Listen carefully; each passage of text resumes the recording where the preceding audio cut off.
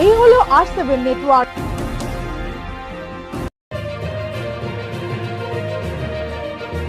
আর আপনারা দেখছেন R7 বাংলা, বাংলার কথা বাঙালির মুখে।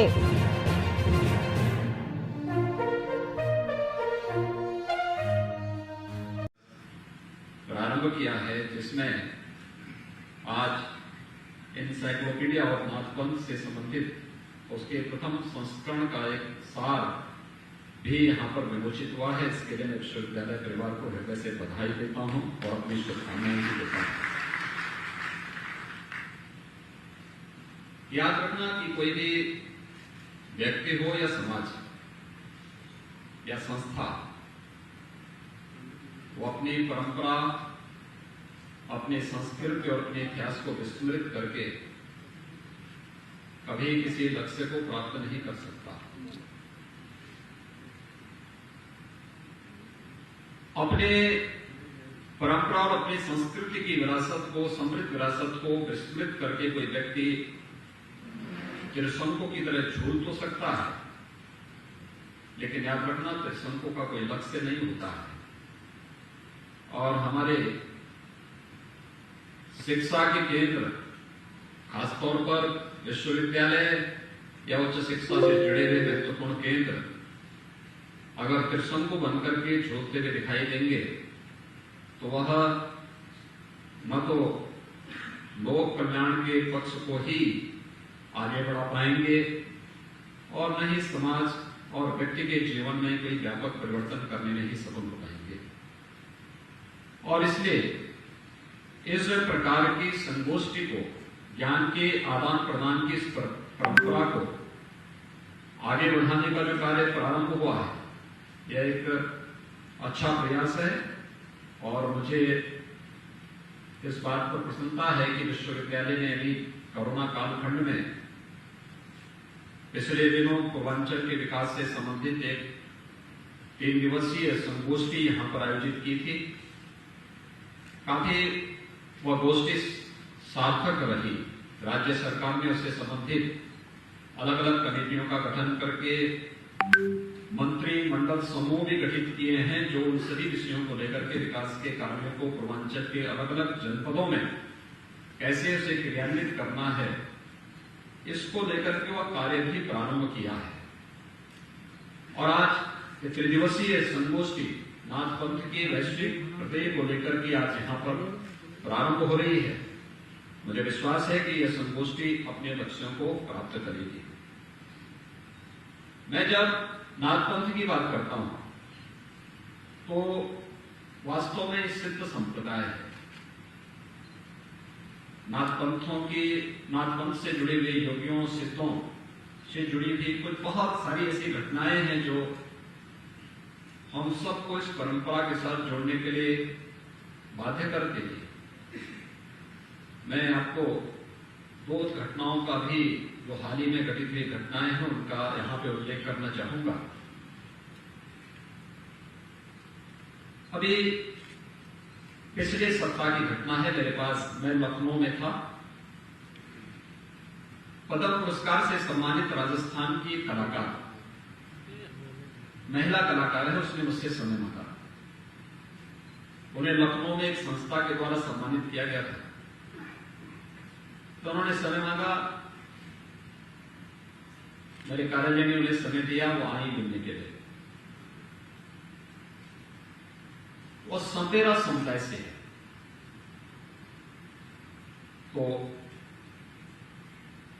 मैंने उससे पूछा, मैंने कहा कि आखिर आप लखनऊ में कैसे आए, क्या है मामला?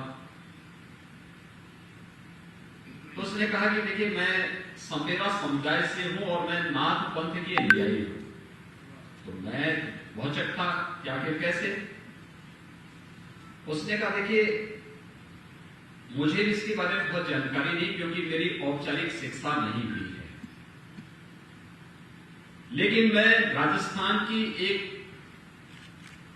विधा है, कला की एक विधा के साथ जुड़ी हुई हूं और उसको वैश्विक मंच पर मैं लेकर के गई हूं। अब तक 165 देशों की यात्रा में कर चुकी हूं और उस विधा को पुनर्जीवित करने वाली पहली कलाकार हूं जो दुनिया के सामने विधा को लेकर के गई है, लेकिन मेरे सामने समस्या क्या थी कि हमारा जो संपेरा समुदाय है वहां पर कन्या पैदा होती ही उसको दफना दिया जाता था।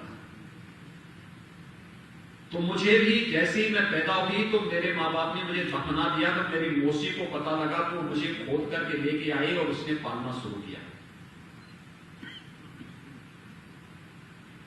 जीवन खानाबदोश होने के नाते मुझे भी अपने समुदाय के साथ ही घूमना फिरना पड़ता था, लेकिन मेरे मन में बात आती थी कि जो मेरे समुदाय के लोग गाते हैं, जो नृत्य करते हैं, इसके पीछे कोई बात तो होगी। तो मैंने उस पर अपने ओर से कार्य करना प्रारंभ किया। फिर मैं उसकी तह में गई, ये कहां से आया। देखिए, वो अनपढ़ है, कोई औपचारिक शिक्षा उसकी नहीं हुई, स्कूली शिक्षा नहीं हुई। आप जानते होंगे कि ये सभी ऐसी जातियां हैं जो घुमंतु जातियां हैं, उन्हीं में से आती है। और तब मेरे मन में आया कि भाई मेरा तो जन्म नाग पंथ से जुड़े हुए एक पंथ से है।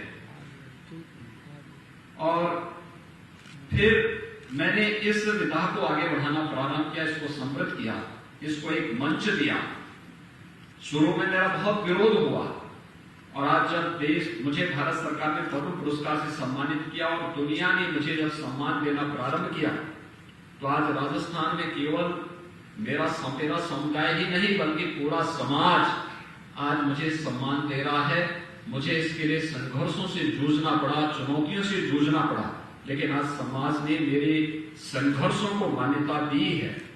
तो मैंने देखा वह नाथ संप्रदाय के कनिफा पंथ से, एक पंथ है कनिफा नाथ जी ने शुरू किया था, एक सिद्ध योगी थे कनिफा नाथ। तो कनिफा नाथ जी से वो परंपरा प्रारंभ हुई जो संपेरों का समुदाय है, और उसकी अनुयायी, उसका परिवार, उस संपेरा परिवार था, उसमें वह महिला जन्म लेती है और आज भी अपनी बात को स्वरूप में प्रस्तुत करती है, जिसकी यानी कोई कल्पना भी नहीं करता।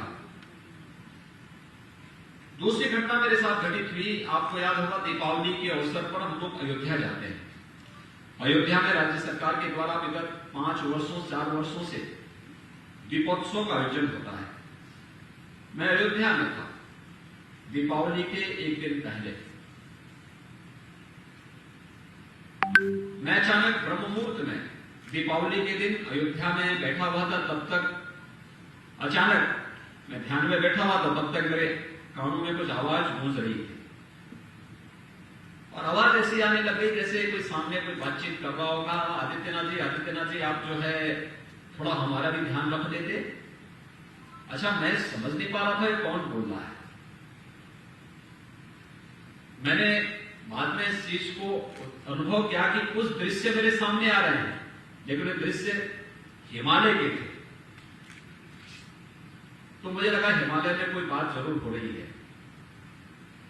तो मैं दीपावली के अगले, मैं उसी दिन फिर गोरखपुर आया था। गोरखपुर के कार्यक्रम के बाद दीपावली के अगले दिन मैंने उत्तराखंड के मुख्यमंत्री जी को फोन किया। मैंने कहा भी मुझे उत्तराखंड आना है एक कार्य से, और मुझे बताइए कि बद्रीनाथ और केदारनाथ के कपाट कब बंद हो रहे हैं। उन्होंने कहा केदारनाथ जी के कपाट तो कल ही बंद होने जा रहे हैं, और बद्रीनाथ के कपाट 3 दिन के बाद बंद होंगे। अगर आप आना चाहेंगे तो मैं व्यवस्था कर देता हूं। मैंने कहा वेदर की स्थिति क्या है। उन्होंने कहा देखिए आज तो वेदर ठीक है, लेकिन कल के लिए खराब बताया जा रहा है। अगर आप बना सकेंगे तो अच्छा होगा कार्यक्रम, फिर हम उसके साथ व्यवस्था करते हैं। तो मैंने अपना कार्यक्रम बनाया। मैं देहरादून गया, देहरादून से हम लोग केदारनाथ पहुंच गए। केदारनाथ में मैं देखना चाहता था कि आखिर क्या है, मेरे पास ये आवाज कहां से आ रही थी। खैर, वहां पर जो कार्य हो रहा है, केदारनाथ के पुनरुद्धार का कार्य चल रहा है। प्रधानमंत्री मोदी जी के मार्गदर्शन में बहुत अच्छा काम वहां पर उत्तराखंड सरकार कर रही है। जो केदारनाथ आज से 6 वर्ष पूर्व पूरी तरह से उजड़ गया था, आज वो एक नए स्वरूप में सामने आ रहा है। मुझे वहां पर जैसे मैं केदारनाथ पहुंचा, काफी भारी बर्फबारी पड़ रही थी। उस उसके बाद 24 घंटे मुझे वहां रुकने पड़े। 24 घंटे के बाद फिर मैं वहां से बद्रीनाथ के लिए हम लोग निकले। बद्रीनाथ मंदिर में गए, दर्शन करने के साथ ही मुझे वहां पर ऐसे मैं मंदिर के पीछे निकला तो मुझे वो दृश्य याद आने लग गया कि मेरे सामने जो 2 दिन पहले जो दृश्य आया था, यहाँ के ही दृश्य थे। तो मुझे तब तक वो चित्र सामने आने लग गया, जो चित्र मुझे वहां देखने को मिल रहा था, मेरे सामने आ रहा था। तो मैंने कहा ये तो ये योगी कौन है? तो मुझे वो चित्र मंदिर के एकदम ठीक पीछे रखा था, शंकराचार्य जी की मूर्ति के एकदम पीछे एक बड़ा चित्र है। तो मुझे वहां मंदिर व्यवस्था से जुड़े हुए लोगों ने कहा कि ये योगी सुंदरनाथ जी है, नाथ संप्रदाय के बहुत सिद्ध योगी है। तो मैंने कहा सुंदरनाथ जी ही मुझे आह्वान कर रहे थे कि हम लोगों के बारे में भी कुछ सोचिए। और मैंने फिर वहां के जिलाधिकारी से पूछा, समझो कि जो जिलाधिकारी वहां पर गोरखपुर की लड़की है, वो जिलाधिकारी थी। तो मैंने उससे कहा, मैंने कहा यहाँ पे तो सुंदरनाथ जी की गुफा भी होगी। उसने कहा है, लेकिन बर्फ गिर चुकी है, सब कुछ ढक चुका है, लेकिन मैं अगले 1-2 दिन के अंदर उस स्थान को ढूंढ करके फिर आपको उसकी जानकारी देती हूं। खैर 2 दिन के बाद वहां की जिलाधिकारी ने मुझे वहां के फोटोग्राफ्स वगैरह, जो गुफा के फोटोग्राफ वगैरह सब भेजे। और भेजने के बाद ये सारी तथ्य मेरे सामने आए कि वास्तव में योगी सुंदरनाथ जी ही मेरा आह्वान कर रहे थे कि आकर के इस गुफा को देखो, इसका पुनरुद्धार करो। और उस समय में वहां की उस व्यवस्था को, जैसे वहां कपाट खुलेंगे तो हम लोग उस व्यवस्था के साथ वहां जुड़ेंगे। एक सिद्ध संप्रदाय है। याद रखना, नाथ पंथ की ये परंपरा, सिद्धों की ये परंपरा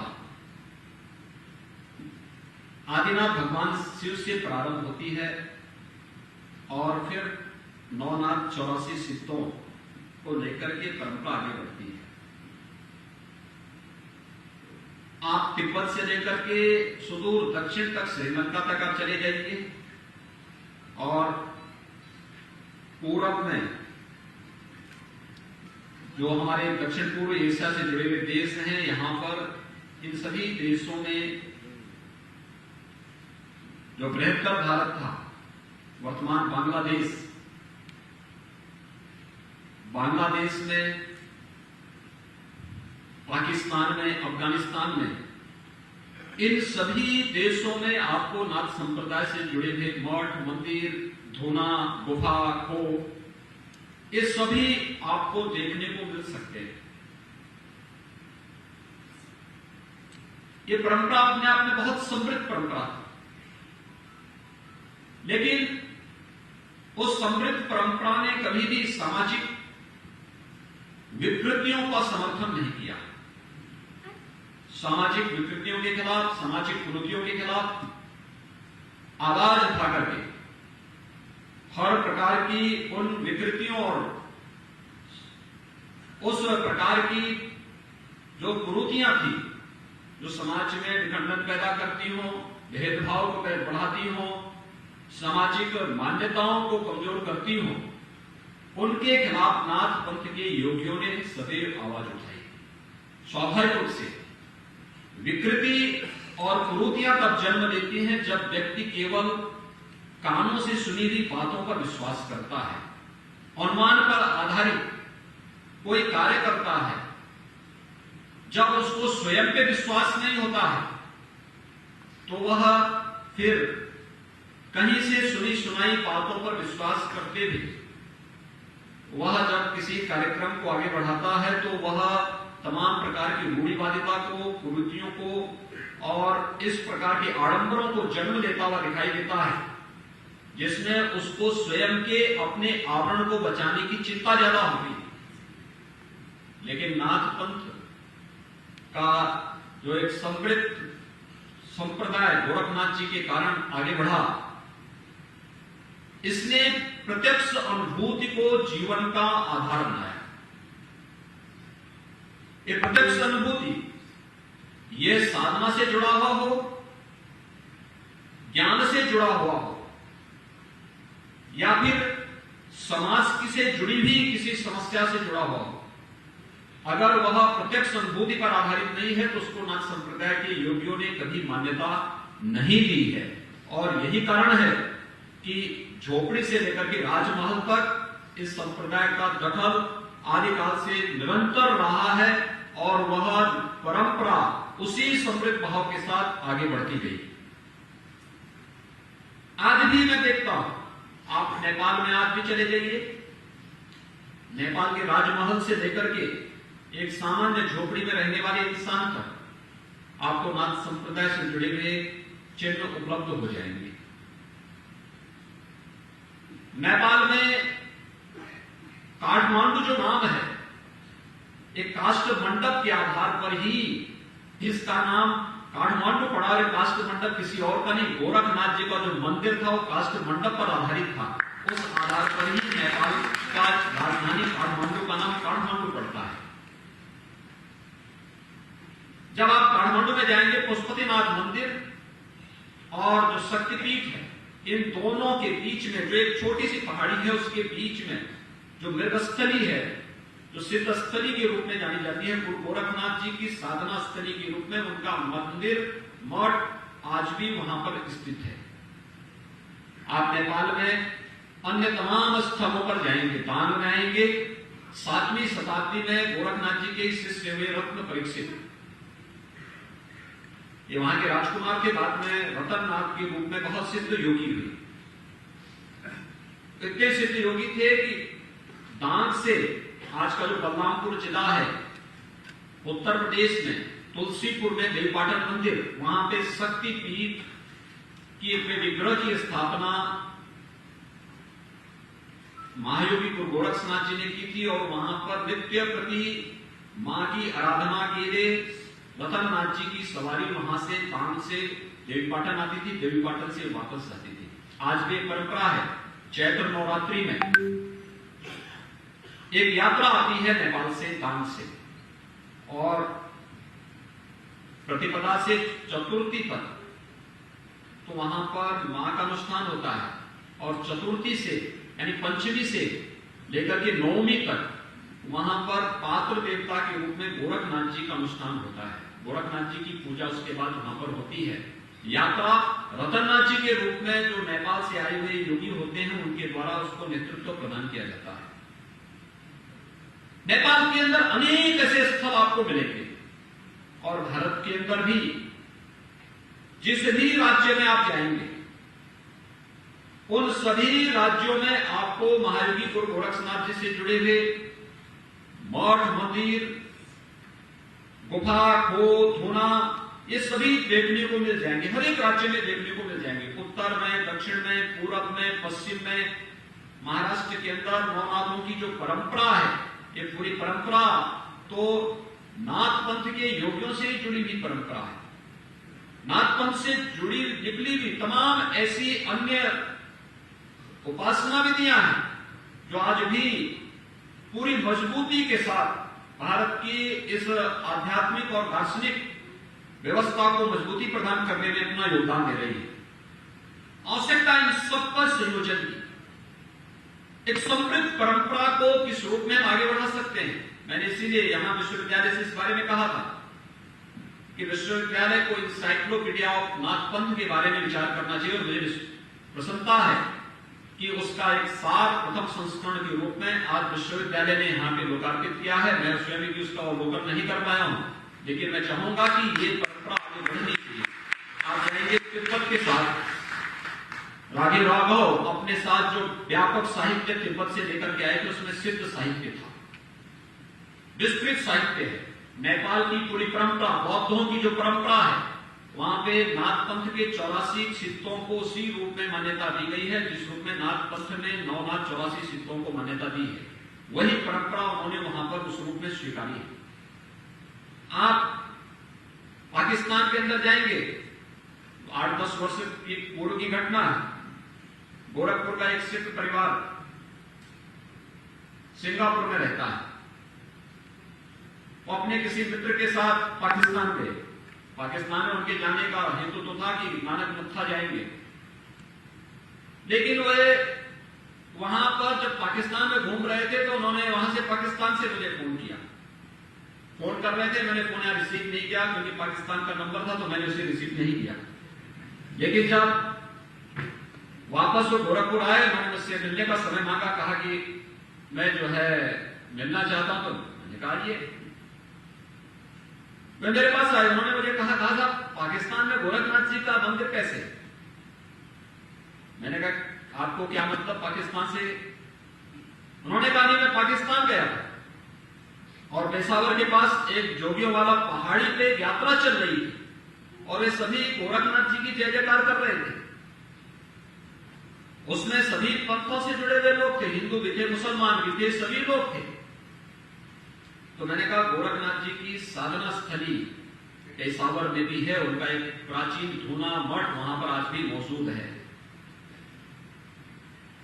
आप गोरखनाथ जी के जिस शिष्य रतननाथ जी की चर्चा मैंने यहां पर की, डांग के राजकुमार थे, नेपाल में डांग एक स्टेट की, वहां के राजकुमार थे। उनसे जुड़ी हुई एक बड़ी जो मठ हम कहते हैं, आज वह दरगाह के रूप में काबुल के अंदर स्थित है, रतननाथ की दरगाह के रूप में। और दरगाह का एक अंश दिल्ली में भी रतननाथ के दरगाह के रूप में दिल्ली में आपको देखने को मिल सकती है। यानी आप देश के अंदर जहां कहीं भी जाएंगे, आपको नाथ पंथ से जुड़े हुए स्थल उस रूप में देखने को मिल सकते हैं। उन सबको हम लोग वहां पर अवलोकन कर सकते हैं। मुझे याद है गोरखपुर विश्वविद्यालय और यहां से विश्वविद्यालय से जुड़े हुए महाविद्यालयों के रक्षा अध्ययन से जुड़ा हुआ एक शैक्षणिक भ्रमण का कार्यक्रम आज से 5-7 वर्ष पूर्व यह ढाका के लिए गया था। इनको 1971 के वार मेमोरियल को वहां देखना था, उसको अवलोकन करना था। दिग्विजयनाथ स्नातकोत्तर महाविद्यालय के रक्षा अध्ययन विभाग के अध्यक्ष डॉक्टर श्री भगवान सिंह भी उस दल के साथ में थे। तो ये जब ढाका जा रहे थे तो उन्होंने मुझसे पूछा, उन्होंने कहा कि हम लोग ढाका जा रहे हैं, वहां पर क्या और देख सकते हैं? मैंने कभी देखना, ढाका में ढाकेश्वरी देवी का मंदिर है। दूसरा, वहां पर एक बात और देखना, नाथ संप्रदाय का जो आदि परंपरा चलती है आदिनाथ से, आदिनाथ जी का जो मंदिर है वह ढाका के पास ही है। आप लोग वहां देखने के लिए जरूर जाइएगा। आप आश्चर्य करेंगे कि जब यह दल वहां गया, वहां जाने के बाद उन्होंने मुझे वहां से फोन करके कहा, उन्होंने कहा था देखिए हम लोग यहां आए हैं और यहां पे आदिनाथ भगवान का मंदिर मौजूद है और ये मंदिर को यहां की सरकार के द्वारा संचालित किया जाता है। यह आज भी बांग्लादेश के अंदर मौजूद है।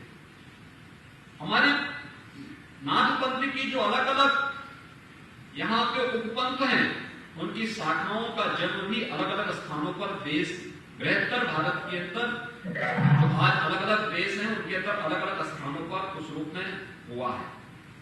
और वही स्थिति बांग्लादेश के अंदर देखने को मिलती है, पाकिस्तान के अंदर देखने को मिलती है, नेपाल में देखने को मिलती है, तिब्बत में देखने को मिलती है। भारत के अंदर कोई पंथ, कोई प्रांत ऐसा नहीं जहां पर उससे जुड़े हुए स्थल आज भी मौजूद न हो, उससे जुड़ी हुई स्मृतियां आज भी मौजूद न हो। उसका संकलन करके हम एक बृहद आध्यात्मिक और दार्शनिक परंपरा को आगे बढ़ाने का कार्य कर सकते हैं। यह एक पक्ष है। इससे जुड़े हुए साहित्य आपको हर एक जगह मिलेंगे, अलग अलग राज्यों में अलग अलग भाषाओं में मिलेंगे। और इसलिए मैंने कहा था साहित्य संकलन का कार्य, और आज के समय में यह आसान इसलिए भी है, हम इसको जब डिजिटल फॉर्म में लेंगे तो यह और भी सहज और सरल हो जाएगा। हमें उस दिशा में प्रयास प्रारंभ करना चाहिए। ये आने वाली पीढ़ी के लिए और आने वाले समय में यह भारत की आध्यात्मिक और सांस्कृतिक विरासत को वैश्विक मंच पर रखने का एक बहुत अच्छा माध्यम हमारे लिए बन सकता है। इससे इस पर प्रयास प्रारंभ किए जाने की आवश्यकता है। दूसरा, इसका जो व्यावहारिक पक्ष है, जिसके बारे में मैं कह रहा था कि जब व्यक्ति का व्यावहारिक पक्ष नहीं होता, वो सैद्धांतिक पक्ष पर सुनी सुनाई बातों पर विश्वास करता है, तो वह किसी न किसी रूढ़ी, किसी न किसी पाखंड और किसी न किसी कुरीति की चपेट में वह परंपरा आती है और फिर वहां से विकृति जो प्रारंभ होती है वह कालांतर में लोक का, समाज का व्यापक क्षति पहुंचाती है। लेकिन आज संप्रदाय हमेशा इस परंपरा से अलग हटकर के काम किया है और आज मैं इस बात को कह सकता हूं कि जो चीजें इसमें हैं, जैसे अगर आप देखेंगे महावीर गोरक्षनाथ जी की गोरखवाणी को अगर आप देखेंगे उसमें उन्होंने एक बात को उल्लेख किया है, पिंड माही ब्रह्मांड समाया। यानी उन्होंने क्या कहा, उन्होंने कहा कि देखो अलग विषय है, अलग अलग कोई नया साधक है उसके लिए मंदिर में जाना आवश्यक है, वो मंदिर में जाएगा, एक सामान्य श्रद्धालु मंदिर में जाकर के अपनी उपासना करेगा, उसके लिए आवश्यक है। लेकिन अगर कोई एक साधक है जो अपनी साधना की प्रकार एक उसके साथ आगे बढ़ चुका है, उसके लिए सब बाह्य चीजें बहुत मायने नहीं रखती हैं। उसके लिए तो महत्वपूर्ण क्या है, उसके लिए अपना शरीर ही साधना का केंद्र बिंदु है। जो कुछ ब्रह्मांड में है, संपूर्ण ब्रह्मांड में जो कुछ उसे दिखाई देता है वह सब कुछ उसके शरीर में है। लेकिन उसके लिए उन्होंने क्या कहा, उसके लिए उन्होंने कहा कि भाई इसके लिए आपको काया शोधन पर ध्यान देना पड़ेगा, शारीरिक शुद्धि, और शारीरिक शुद्धि के बाद फिर मानसिक शुद्धि की तरफ ध्यान देना पड़ेगा। इसके लिए उन्होंने क्या बात कही, उन्होंने कहा अवधू आहार तोड़ो निद्रा मोड़ो, कबो न होएगा रोगी, छठे क्षमा से काया पलटिवा, जो को बिरला वियोगी। यानी देखिए ये जो गोरखवाणी की जो भाषा है उस भाषा का अगर आप अवलोकन करेंगे तो आप देखेंगे कि जितने भी हमारी क्षेत्रीय भाषाओं के शब्द हैं ये उसमें आपको देखने को शब्दों में देखने को मिल जाएंगे और उन शब्दों का चयन किस रूप में हुआ है।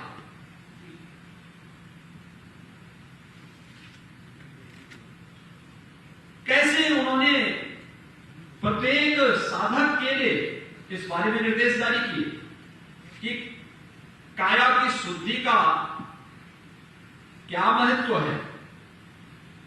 पहले आहार को नियंत्रण में रखना, आहार नियंत्रण में होगा तो निद्रा नियंत्रण में होगी।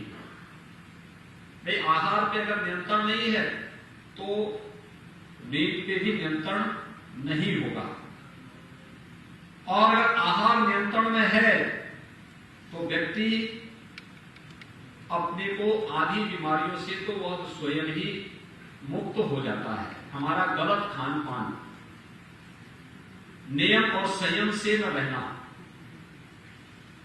यह व्यक्ति की आधी से अधिक बीमारियों की जड़ है। व्यक्ति समय पे जागे, समय पे सोए, समय पर भोजन ले, समय पर अपना जो भी हो एक संयमित दिनचर्या अगर उसकी है तो बीमारियों की आदि समस्या का समाधान तो उसने स्वयं ढूंढ लिया है। देश काल और परिस्थिति के कारण अगर कभी कोई ऐसी स्थिति आती है तो उसके लिए छठे क्षमा से काया प्रतिभा, यानी जो बहुत सारी ऐसी क्रियाएं हैं जिसको हठयोग में उन्होंने खटकर्म कहा, धोती, बस्ती, नेति, नौनी, टाटा, कपाल भांति की जो क्रियाएं हैं, ये जो क्रियाएं हैं ये सारी काया शोधन की क्रियाएं हैं।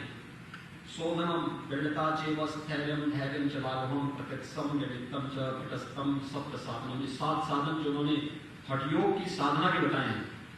यानी ये व्यवहारिक जिससे प्रारंभिक आधार खड़ी करती हैं किसी भी उसके। मुझे एक बात बताइए कि कोई व्यक्ति काया से अगर निरोगी नहीं है, अगर उसके इस काया से वो स्वस्थ नहीं है, क्या वह किसी प्रकार की यानी वह सामान्य ज्ञान ही प्राप्त नहीं कर पाएगा और सिद्धि प्राप्त करने की बात तो उसके लिए बहुत कठिन चुनौती है, तो उसके लिए बहुत असंभव जैसी स्थिति है। तो पहले ये कार्य ही शोधन से उन्होंने कहा है और उसके लिए किस किस प्रकार की क्रियाओं का अभ्यास एक साधक सामान्य रूप से कर सकता है। प्रारंभिक भूमिका तैयार करते हुए फिर किस रूप में हम लोग जब देखते होंगे राजयोग की भूमिका को लेकर के हम चलते हैं। हठयोग की साधना को हमने काया की साधना से के साथ जोड़ा है, लेकिन राजयोग की साधना को हमने मन की साधना के साथ जोड़ा है। मन की साधना के साथ यह मन शक्ति, यह मन शिव, यह मन पंच तत्व का, यानी ये सभी भाव उन्होंने किस रूप में, मन की साधना, मन योग मनुष्याणाम कारणम बद्ध मोक्ष योग का यह भाव उन्होंने अपनी शक्तियों के माध्यम से भी उसी रूप में प्रस्तुत करने का प्रयास किया। वैश्विक मंच आज आप देख रहे होंगे कि एक बार प्रधानमंत्री मोदी जी ने योग को 21 अगस्त की तिथि को, 21 जून की तिथि को विश्व योग दिवस के रूप में घोषित करवाया। पूरी दुनिया योग के पीछे आज भागती हुई दिखाई दे रही है। 200 से अधिक ऐसे देश हैं जो आज के दिन पर 21 जून की तिथि को विश्व योग दिवस के रूप में मान्यता दे रहे हैं। ये योग का ये व्यवहारिक ज्ञान, योग के जितने भी आसन होंगे, योग की जितनी भी क्रियाएं होंगी, आप देखना ये किसी अन्य के नाम पर नहीं, सभी महात्मा के योगियों के नाम पर है। अगर आसन आपको देखना, गोरक्ष आसन गोरखनाथ जी के नाम पर है, मत्स्येंद्र आसन मत्स्येंद्रनाथ जी के नाम पर है। बंदों में तो मुद्रा और बंदों की जब हम बात करते हैं तो बंद भी जालंधर बंद, ये जालंधर नाथ जी के नाम पर, यानी ये सभी संपक्ष सिद्ध योगी हैं नाथ पंथ के। ये सभी क्रियाएं, यानी ये जो क्रियात्मक योग है, योग का जो क्रियात्मक पक्ष है, व्यवहारिक पक्ष है, इसके प्रणेता भी कोई हैं तो ये आदिनाथ भगवान शिव हैं। और शिव से चली हुई परंपरा महायोगी गोरखनाथ जी ने आम जनमानस में उसको ले जाने का काम किया। और यही कारण रहा है कि अपने समय में नाथ संप्रदाय एक ऐसे विराट और विशाल आंदोलन के रूप में था। उसके सभी पक्ष हैं। आप देश के अंदर अलग अलग क्षेत्रों में जाएंगे तो उसके सभी पक्ष आपको देखने को मिलेंगे। मध्यकाल में तुलसीदास जी को कहना पड़ा कि गोरख जगायो जोगो भगति भगायो लोगो। अगर आप पश्चिम की तरफ जाएंगे तो विदेशी आक्रांताओं से वहां पर लोहा लेने का कार्य और जन जन तक चेतना जागृत करने का कार्य नाथ पंथ के योगी कर रहे हैं। आनंद मठ में वंदे मातरम के जिस गीत को हम राष्ट्र गीत के रूप में मान्यता देते हैं, उस गीत के जो सन्यासी है वो कोई और नहीं, नाथ पंथ से जुड़े हुए ये वही योगी हैं जो गांव गांव में जाकर के जाग मछंदर गोरख आया का गीत